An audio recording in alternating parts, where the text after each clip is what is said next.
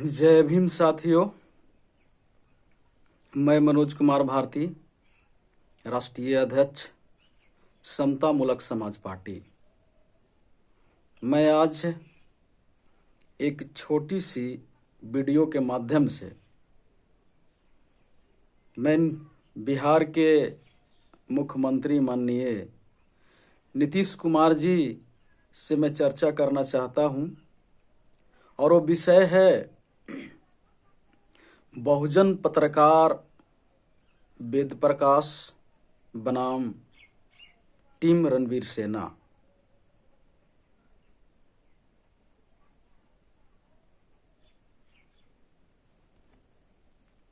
नीतीश जी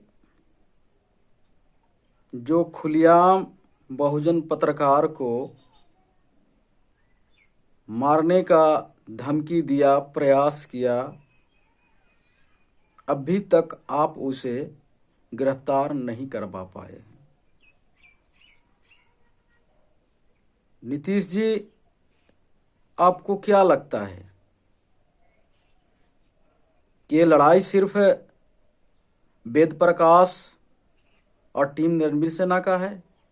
नहीं नीतीश जी, ये लड़ाई समस्त बहुजन समाज के अधिकारों का है। ये लड़ाई सत्य बोलने की अधिकारों का है। ये लड़ाई हम बहुजन समाज के आज़ादी के अधिकारों का है। पूरे देश में, विभिन्न राज्यों में और अब बिहार के राज्य में भी क्या लगता है कि राष्ट्र विरोधी और धर्म विरोधी के नाम पे हम वंचित वर्ग, हम बहुजन समाज के लोगों को सत्य बोलने से आप रोक देंगे? तो ऐसा नहीं हो सकता है। ऐसा नहीं हो सकता है। और हम लोग अब जाग चुके हैं नीतीश जी, और जो संविधान को अपने हाथ में लिया है, जो कानून को अपने हाथ में लिया है, उसे आपको गिरफ्तार करना होगा। और अभी तो वो लोग खुलेआम बिहार सरकार को भी अंगुली दिखा रहा है। वीडियो के माध्यम से, सोशल साइट के माध्यम से वो चेतावनी दे रहा है कि गिरफ्तार कर लेगा तो हम ये कर देंगे, वो कर देंगे। विभिन्न प्रकार की अभी तक धमकियां दी जा रही हैं। नीतीश जी, अगर इसी तरह से कानून को लोग हाथ में लेते रहेंगे और आप हाथ पे हाथ धर के बैठे रहेंगे, तो अब ये वंचित वर्ग बर्दाश्त नहीं करेगा। मैं उन्हें ही बता देना चाहता हूं कि भाई कान खोल के सुन लो। हथियार चलाने की हिम्मत और कला सिर्फ तुम्हारे पास ही नहीं है, बहुजन समाज के लोगों के भी पास है। पर हम तुम्हारे जैसे हथियार शोषण करने के लिए नहीं उठाते। हम मानवता और राष्ट्र की रक्षा के लिए उठाते हैं। लेकिन अगर तुम सोचोगे कि हम हथियार के भय दिखा के सत्य बोलने की आज़ादी इनसे छीन ले, तो यह असंभव है। वो समय अब खत्म हो गया। अब ये देश बाबा साहब के संविधान से चलता है, और धैर्य के भी परीक्षा ना लिया जाए। इतिहास गवाह है, बिहार की इतिहास गवाह है कि जब दो समुदाय के बीच में हथियार की भाषा से चर्चा होने लगे, तो खुशी जो है किसी भी समाज के पक्ष में नहीं रहता। अगर खुशहाल और चैन पूर्वक जीवन जीना चाहते हैं तो हथियार की धमकी ना दिया करें,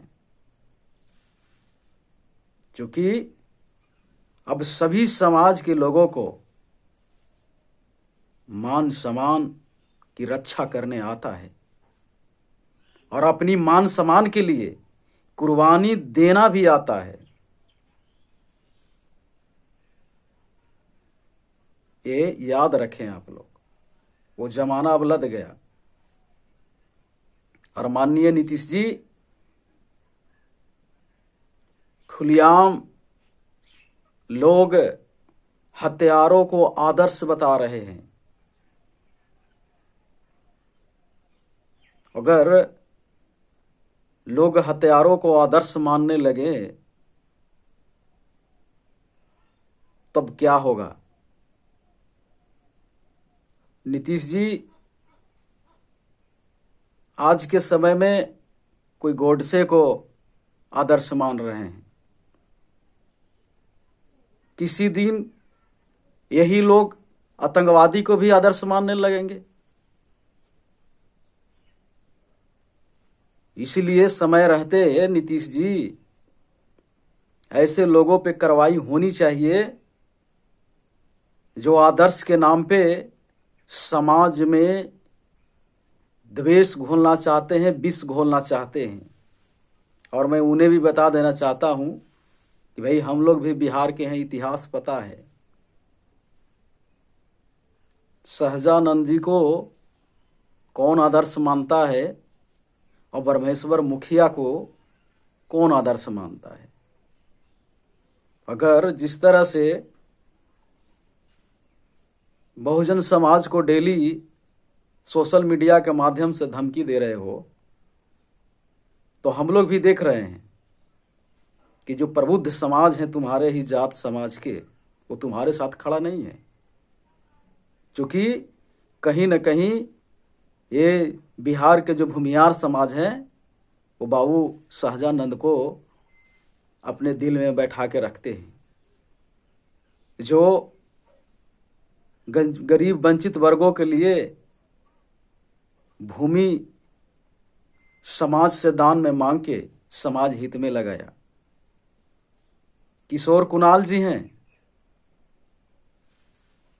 जिसे तुम लोग अछूत समझ रहे हो, उसी को उन्होंने हनुमान मंदिर जो पटना में है उसमें पुजारी बनाए हैं। आपके ही समाज के लोग उन्हें अपना आदर्श मानते हैं। झूठी आदर्श के नाम पे समाज में विष घोलना बंद करो। और आपने,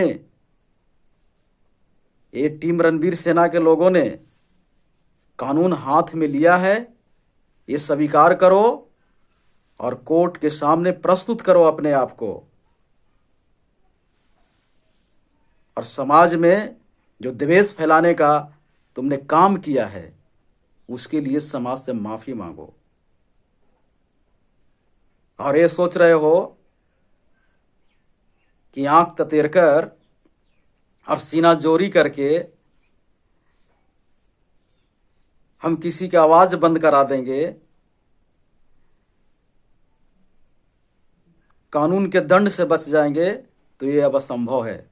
और नीतीश जी इन लोगों को जल्द से जल्द गिरफ्तार कीजिए, अन्यथा अब हम लोग भी आंदोलन करेंगे। जय भीम, जय भारत।